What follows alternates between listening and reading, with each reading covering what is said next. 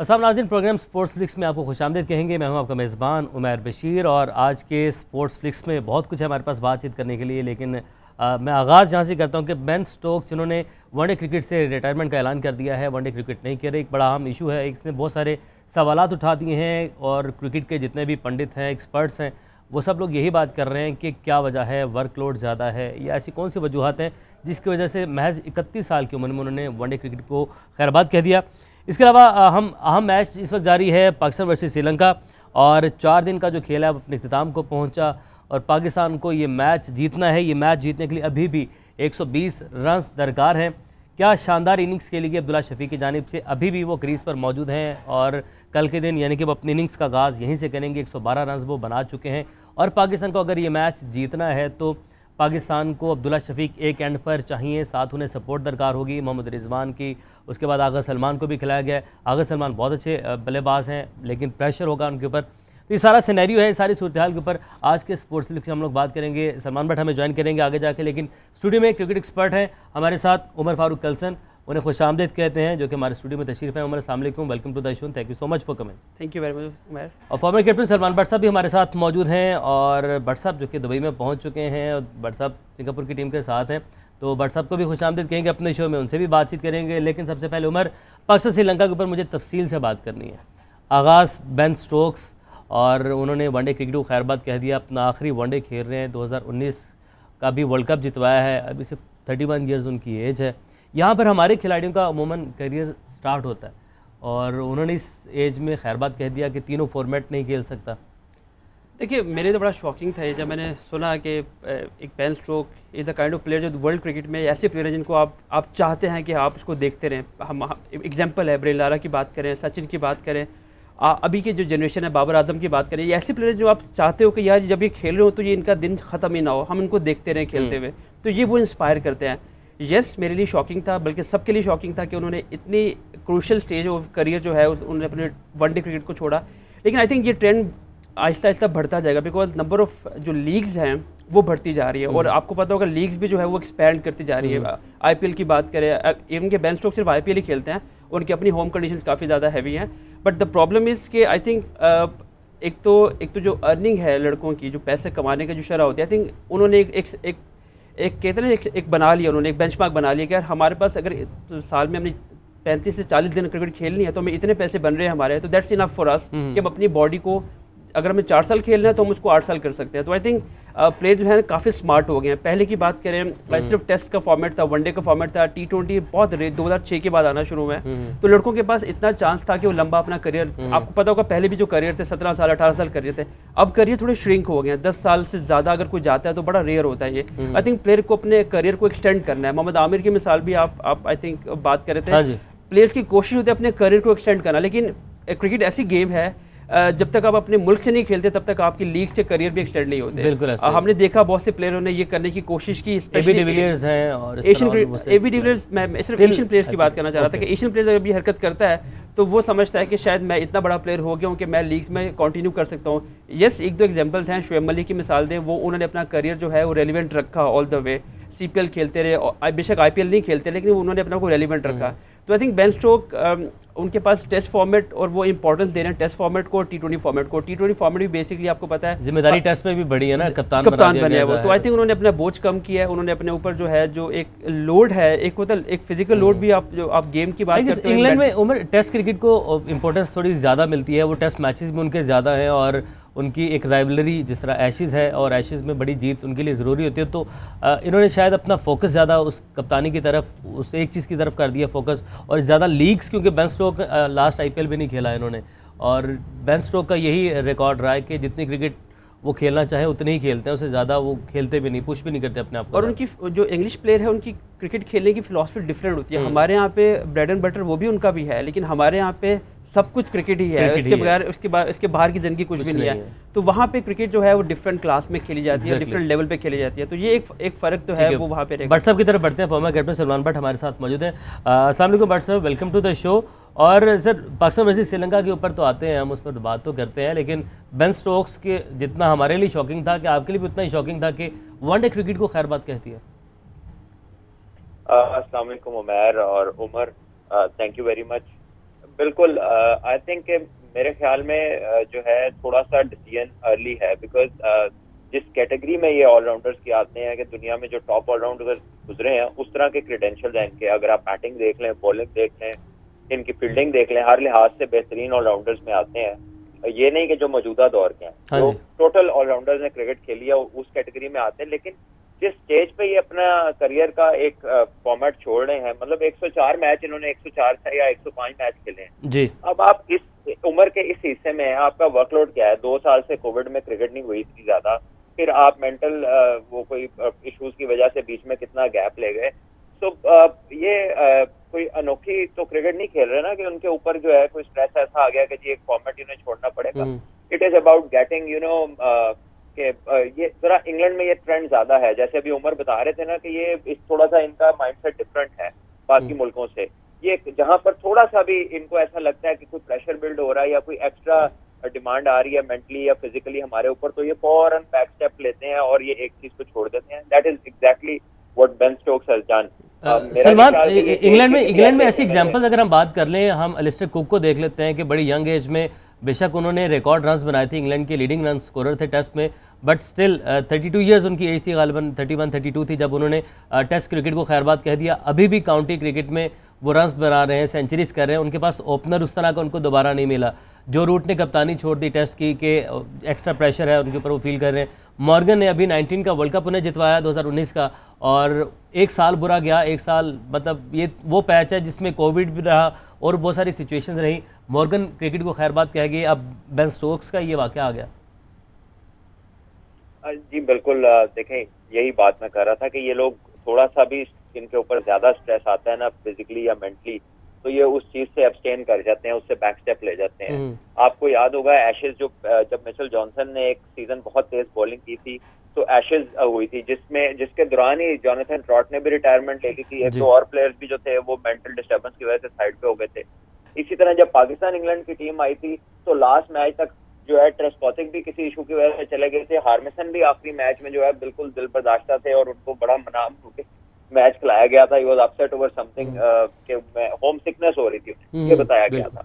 तो ये typical issues हैं जो कि सिर्फ इंग्लैंड की टीम के साथ होते हैं, ना ऑस्ट्रेलिया की टीम के साथ ऐसा होता है, ना किसी और जो है कंट्री में आप इतना फ्रीक्वेंट ये देखते हैं। कोई एका दुका शायद कहीं होता हो, लेकिन इंग्लैंड में ये बहुत टिपिकल इशू। अच्छा सलमान, वनडे क्रिकेट ही क्यों, T20 क्रिकेट को क्यों नहीं छोड़ा गया? ये क्या इसी तरफ इशारा है? अब रीजन क्या है वो तो बेन स्टोक्स ही जानते हैं, बट ताकि लीग्स का करियर साथ साथ बना रहे। देखिए, ऑब्वियसली यही रीजन समझ में आती है, क्योंकि अगर आपने वर्कलोड की वजह से छोड़ना था तो सबसे ज्यादा वर्कलोड तो टेस्ट क्रिकेट में होता है, ठीक है। और अगर आपने जो है मतलब वनडे छोड़ा है तो ये दरमियाना एक था। आपने दोनों एक्सट्रीम्स को रखा है, एक टेस्ट क्रिकेट छोटा फॉर्मेट भी रखा है और एक सबसे ज्यादा जो क्रिकेट में आप फिजिकली मेंटली टेस्ट होते हैं, आपका क्रिकेट का नॉलेज टेस्ट होता है आपकी, क्योंकि एज कैप्टन इसने खेलना है तो बहुत सारा प्रेशर इस पे होगा। तो दोनों एक्सट्रीम्स को उसने रखा है और वनडे छोड़ दिया। तो आई गेस कि एक तरफ जो क्रिकेट का अल्टीमेट फॉर्मेट उन्होंने देखा है और दूसरी तरफ ऑब्वियसली अपना फ्यूचर देखा है, जो कि ऑब्वियसली लीग में जैसे उमर बता रहे थे कि आपको कम वक्त में जो है वो बहुत ज्यादा आप जो है ना क्रिकेट भी खेलते हैं लीग की और उसमें बहुत ज्यादा पैसा भी कमाते हैं। ठीक है। और सलमान 40 मैं एक चीज मेंशन करना चाहूँगा, 44 वनडेज हैं अगले 4 सालों में जो इंग्लैंड ने खेलने हैं। बेसिकली वो 44 वनडेज हैं जिनका प्रेशर उन्होंने लिया और छोड़ा। ओके। और T20s आप 52 T20s हैं, यानी कि T20s की तादाद ज़्यादा है। 42 टेस्ट मैचेज हैं बेसिकली अगले 4 सालों में इंग्लैंड ने खेले हैं। इंग्लैंड ने 4 साल में 42 टेस्ट मैचेस खेले हैं। अच्छा, ये FTP साथ साथ बात हो रही है, उसके साथ डिस्कस कर लेते हैं। पाकिस्तान ने कितने टेस्ट मैचेस खेले हैं? गलबन 29 टेस्ट मैचेस हैं पाकिस्तान के हिस्से में। अगला जो पाकिस्तान का FTP है, और हमारे T20s ज़्यादा हैं, वनडेज हमारे कम है, 49 वनडेज हैं हमारे। जी बिल्कुल। आई थिंक वही 29, इतना कोई अनयूजुअल FTP नहीं है पाकिस्तान का। 50s में कुछ T20s गेम है, 51 के करीब आई थिंक T20 गेम्स हैं, और आई थिंक 40 कुछ जो है वो आपके वनडे जो है। तो ओवरऑल देखें तो पाकिस्तान की जो FTP है वो कुछ इतनी अनयूजुअल नहीं है। वही नंबर ऑफ गेम्स जो हम पिछले 4 साल की साइकिल में खेले हैं, वही नंबर ऑफ गेम्स हमने इस साइकिल में भी खेले हैं। जैसे इस साल में वर्ल्ड कप है, T20 है, इनकी थोड़ी रेशो ज़्यादा है इस बार, बट ओवरऑल देखें तो 29 जो टेस्ट मैचेज हैं वही खेल रहे हैं। और अगर आप 4 साल की बात करें तो हर साल में 7 टेस्ट मैच बनते हैं और यही नंबर ऑफ गेम्स हम अवे और होम खेल रहे हैं। तो ये कहीं ब्लेसिंग इन डिस्गाइज नहीं है हमारे लिए कि अगर हमें जिस तरह इंग्लैंड जितने मैचेस या इंडिया जितने मैचेस नहीं मिलते, हमारे खिलाड़ी इस फिटीक से बच जाते हैं? देखिए जो टेस्ट मैचेस है ना, जो लोग अक्सर बात करते हैं 4 मैचेस की सीरीज़ क्यों नहीं है, 5 की क्यों नहीं है, देखिए इसमें सिर्फ और सिर्फ ये नहीं है कि हम लोग आपस में डिसाइड नहीं कर पाते कि कितने खेलें, इसमें ना रेवेन्यू का भी इशू होता है, इसमें पब्लिक की जो आई होती है उसको भी आपको मार्केट करना होता है गेम, आपके जो आपकी सीरीज़ होती है, तो हमारी वो कैपेसिटी नहीं है। जो इंडिया ऑस्ट्रेलिया आपस में खेलती है, इंडिया इंग्लैंड जब खेलती है 4-4 गेम्स खेलती है, तो उनकी वो सेलेबल प्रोडक्ट है।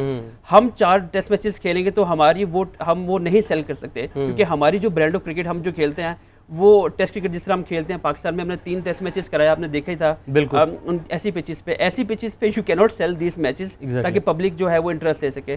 जब इंग्लैंड खेलता है, ऑस्ट्रेलिया खेलता है, वो डिफरेंट, जैसे एशियस की बात करें, वो एक अलग लेवल पे गेम चल रही होती है, पब्लिक इंटरेस्ट डिफरेंट लेवल पे होता है। तो वो नंबर ऑफ गेम्स की जो आप बात करें, ब्लेसिंग इन डिस्गाइज, हम चाह के भी इतने ज़्यादा मैचेस नहीं खेल सकते। हाँ, इंडिया पाकिस्तान जब खेलता है तब हम बात कर सकते हैं कि यार नंबर ऑफ टेस्ट मैचेस ज़्यादा हो सकते हैं, लेकिन जो आखिरी सीरीज़ 2007 में सीरीज़ हुई थी आखिरी, वो भी सलमान बट साहब को याद होगा, उनका अर्ली करियर का अर्ली स्टार्ट था वो।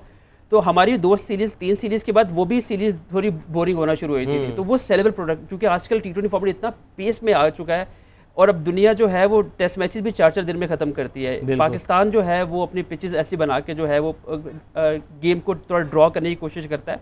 दुनिया में ऐसे नहीं हो रहा। जो अच्छी कंट्रीज हैं, टॉप बिग 3 की बात करें तो वो result oriented, because result oriented जितने होंगे गेम्स, आपकी पब्लिक उतना इंटरेस्ट है, क्योंकि हार जीत से लोगों को, ड्रॉ से इंटरेस्ट किसी को नहीं होता।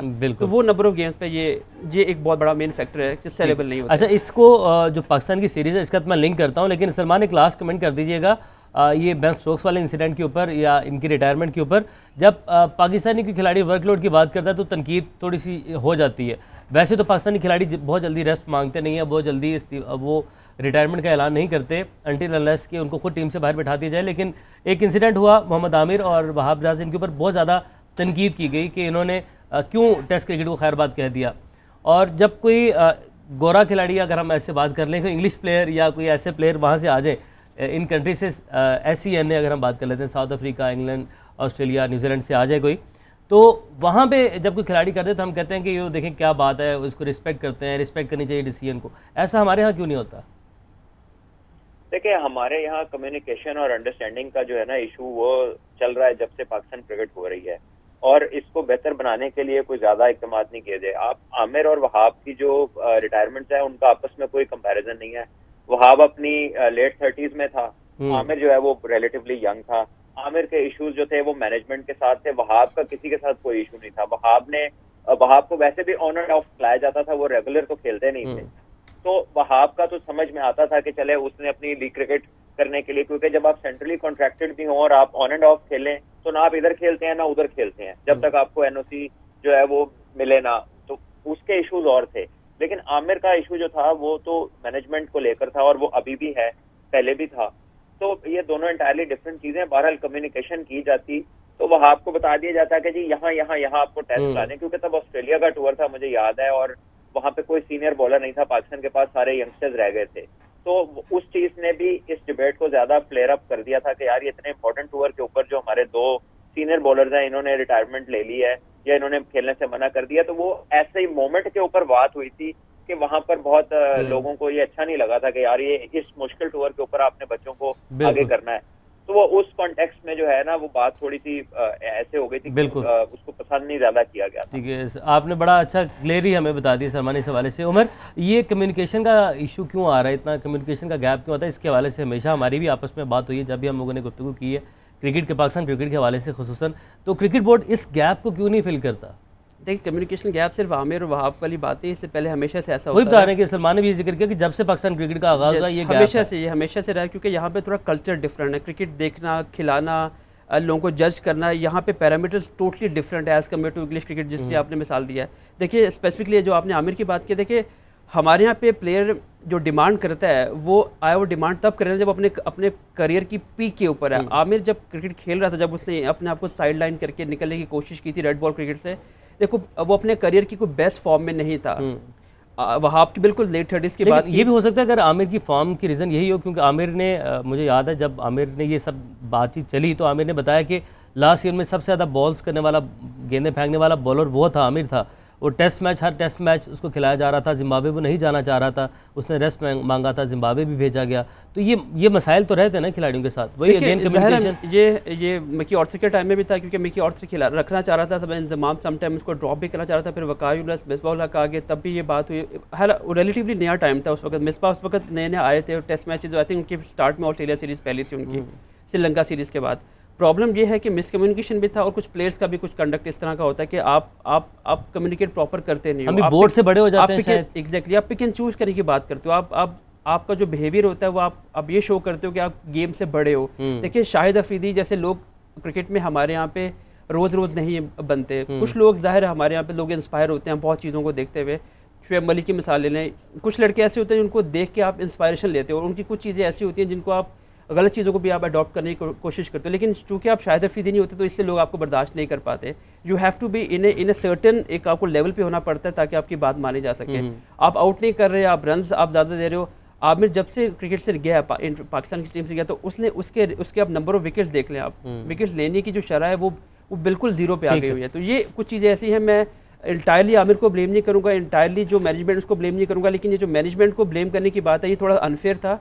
आमिर को जाना चाहिए था वापस, अपने जो जगह थी उसको रीन करना चाहिए था, बिकॉज ये जो 3 लोग थे, हमें याद होगा 2010 की बात करें तो Salman but Aamir was the one जिसको बेसिकली पाकिस्तान क्रिकेट ने बहुत ज़्यादा मोहब्बत दी है। बाकी 2 लोग जो थे उनको उतनी इज्जत, उतनी वो रिटर्न नहीं मिला उनको। तो आमिर को ज़ाहिर आमिर ऑलरेडी एक उसको ओब्लाइज किया गया था कि सिस्टम में दोबारा टेक इन किया गया था, इंटीग्रेट किया गया था, जो कि बहुत रेयर होता है, ऐसे होता नहीं है दुनिया में। तो आई थिंक आमिर को थोड़ा सा स्टेप बढ़ाना चाहिए था, अंडरस्टैंड करना चाहिए था कि पाकिस्तान की क्या ज़रूरत है, और अपने नज़रों को थोड़ा सा पीछे पुश करना चाहिए था। ठीक है जी, इसी बात के साथ हम आते हैं पाकिस्तान वर्सेस श्रीलंका। मैच इंतहाई जो है वो दिलचस्प हो चुका है, और 120 रन पाकिस्तान को बनाने हैं, कल का दिन है। सलमान, बड़ा ही ज़बरदस्त जो सूरत हाल है वो हो चुकी है, इस मैच के वाले से भी हम बात करेंगे, लेकिन अभी हम एक ब्रेक ही जाने पड़ते हैं, तो वापस आते हैं तो पाकिस्तान वर्सेस श्रीलंका के ऊपर बात करते हैं।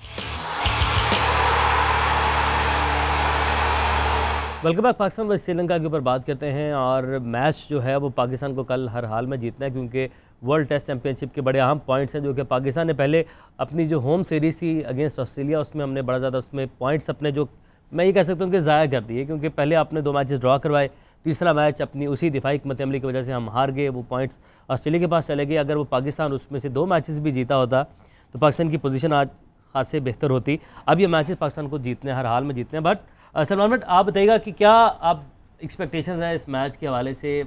222 रन, 3 खिलाड़ी आउट हुए हैं। बाबर आजम बड़ा ज़बरदस्त खेले, पहली इनिंग में बड़ी शानदार सेंचुरी की, लेकिन अब दूसरी इनिंग में भी अच्छी इनिंग खेली, बट वो आउट हो गए। क्या एक्सपेक्टेशंस हैं आपकी? देखिए जी, पाकिस्तान ने सबसे पहले तो बहुत शानदार बैटिंग की है। अगर अब्दुल्ला शफीक की इनिंग देखें, आउटस्टैंडिंग नॉक है, बिल्कुल मेरिट पे खेले हैं और बहुत पेशेंस के साथ खेले हैं, और सिंगल्स बड़े उन्होंने कंसिस्टेंटली किए हैं, बैट बॉल्स को उसने शॉट भी लगाए हैं, कदमों का इस्तेमाल भी बहुत अच्छा किया है।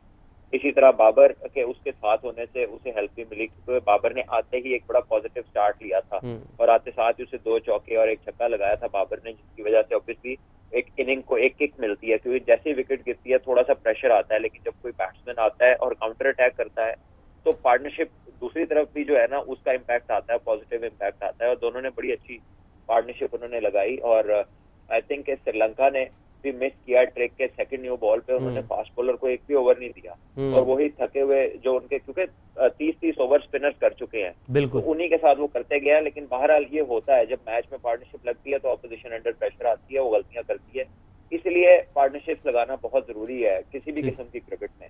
तो सारा क्रेडिट जो है अब्दुल्ला शफीक की नॉक को जाता है और बाबर को, और आई थिंक स्टार्ट में इमाम भी अच्छा खेले, अनफॉर्चुनेट रहे जिस तरीके से वो आउट हुए, लेकिन he was also looking good. बिल्कुल। अच्छा, हमारी पार्टनरशिप में भी हमें कामरान भाई ने ज्वाइन कर लिया। कामरान अकमल नेशनल क्रिकेटर हमारे साथ मौजूद है। कामरान भाई, बहुत शुक्रिया ज्वाइन करने के लिए। अस्सलाम वालेकुम। क्या उम्मीदें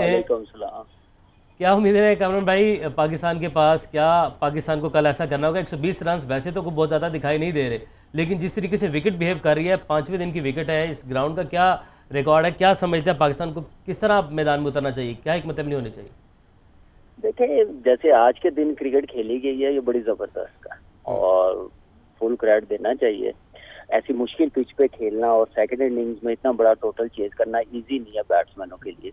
मेरे ख्याल से पहली इनिंग में जैसे डिसमिसल हुए हैं, सारे आउट हुए, और जैसे बाबर ने रन्स किए हैं, उसका जो प्रोसेस था रन्स करने का, कैसे उसने रन्स किए हैं, टेक्निक अच्छी थी, डोमिनेट किया, स्कोर बोर्ड चलाया, जिसकी वजह से उसने भी रन किए, टीम को मुश्किल से निकाला। वो चीज़ मेरे ख्याल से उन्होंने सीखी है दूसरी इनिंग में।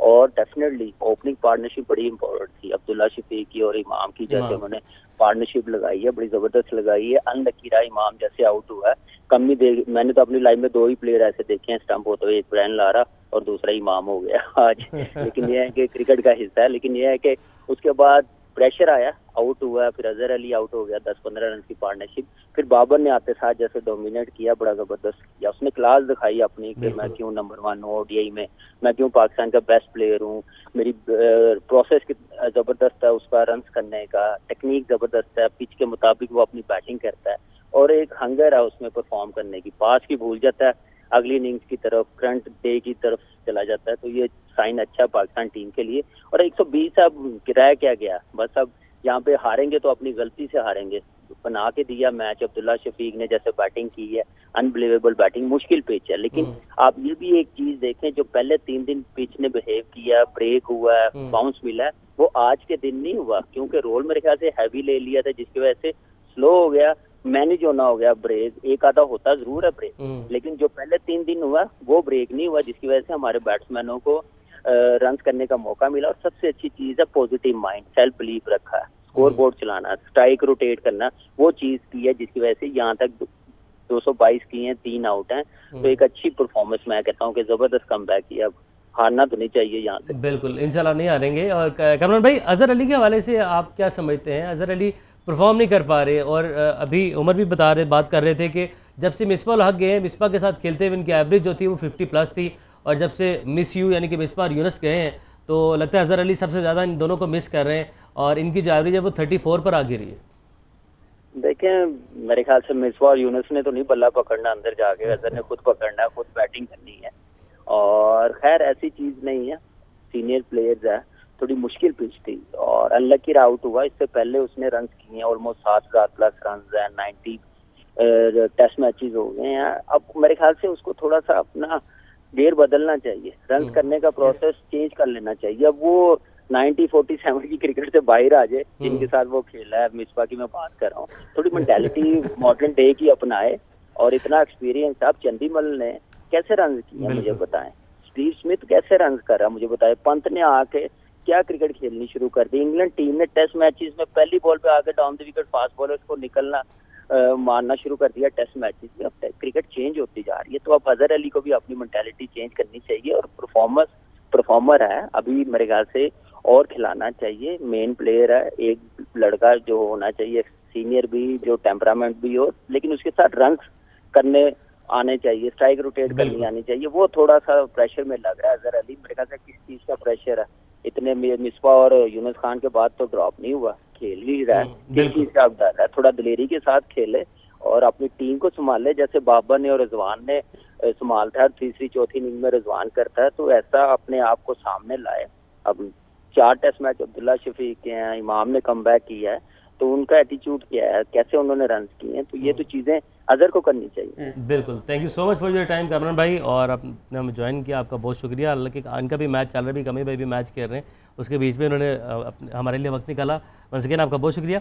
अच्छा उमर, तो वो जो एक एंड पे जुमला देखना कामरान भाई, वो बड़ा ज़बरदस्त कि अपनी वो 1947 वाली क्रिकेट छोड़ देनी चाहिए, रन करने का तरीका बदलना चाहिए। आई थिंक देखिए, जो उन्होंने नाम भी लेना, अब्दुल्ला शफीक का 6ठा टेस्ट मैच है और उसके आई थिंक 200 हो गया और उसके 70s के करीब उसकी एवरेज है। हालांकि ज़्यादा 6 मैचेस की बेस पे आप एवरेजेस तो नहीं काउंट करेंगे, बट द प्रॉब्लम इसके जो मेथड प्रोसेस की बात की है, एग्जैक्टली उसके अराउंड अजहर अली के अराउंड बाबर है, इमाम है, इवन शान मसूद बेशक बेंच पे बैठा हुआ है, शान मसूद ने भी अपनी गेम को कितना इवॉल्व किया है।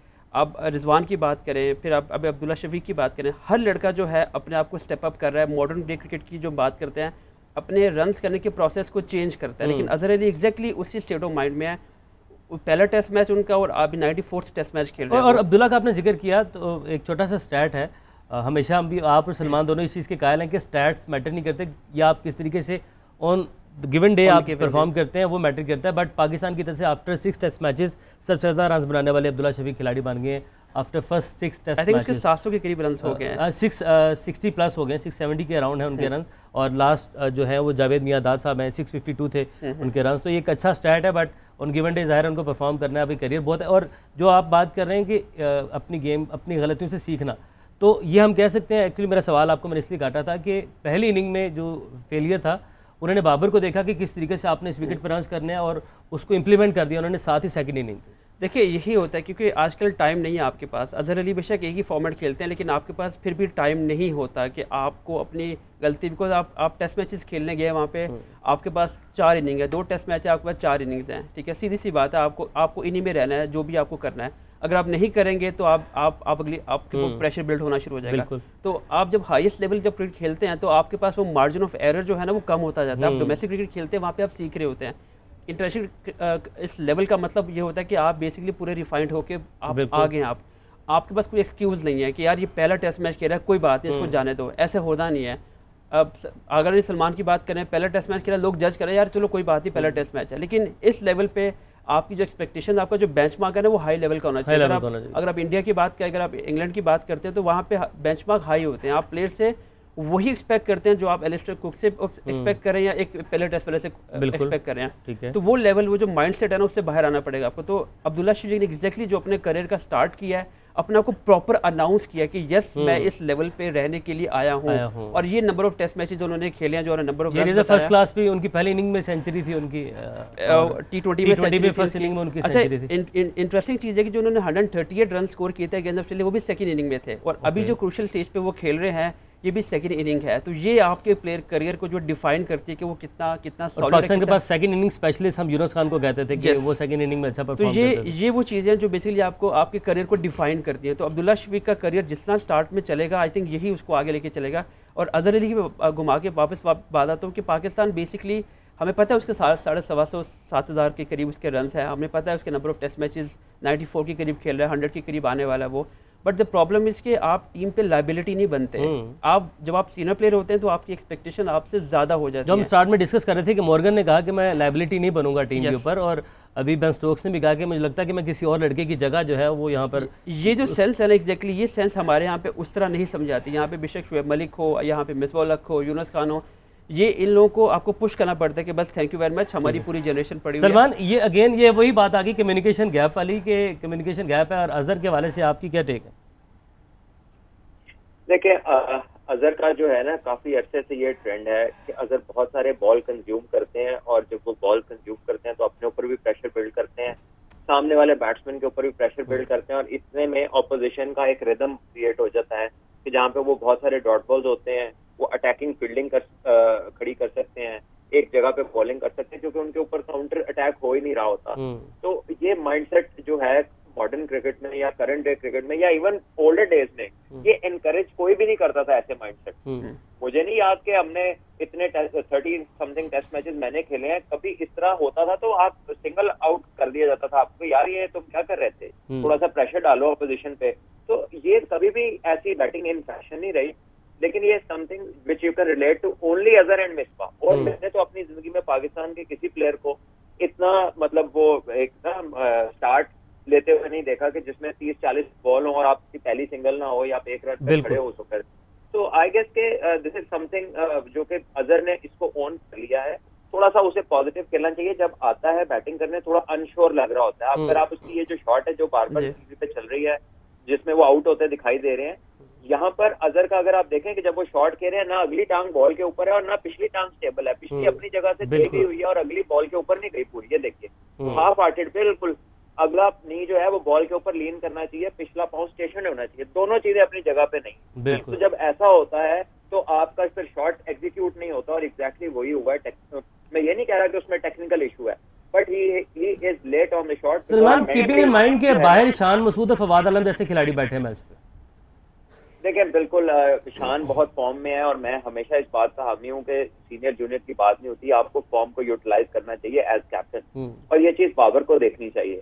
And Fawad Alam all the most के हॉर्सेस फॉर कोर्सेज जो है क्रिकेट में देखा जाता है। फवाद आलम ने डेब्यू पे 100 किया है यहाँ श्रीलंका में, और फवाद आलम ने पिछले साल test team of the year में आए, अगर वो 2 मैचेस ऑस्ट्रेलिया के खिलाफ नहीं चले, आई डोंट थिंक उन्हें बाहर बिठाना बनता था, नोइंग के एक लेफ्ट आर्म स्पिनर ने ऑस्ट्रेलिया के 12 आउट किए हैं, उसी ने पाकिस्तान के 5 भी कर दिए हैं, तो उसको लेफ्ट हैंडर के अगेंस्ट बॉल करना कदरे मुश्किल होता है। तो मेरा ख्याल है कि वो कोई अच्छा आइडिया नहीं था फवाद को यहाँ पे चेंज करना।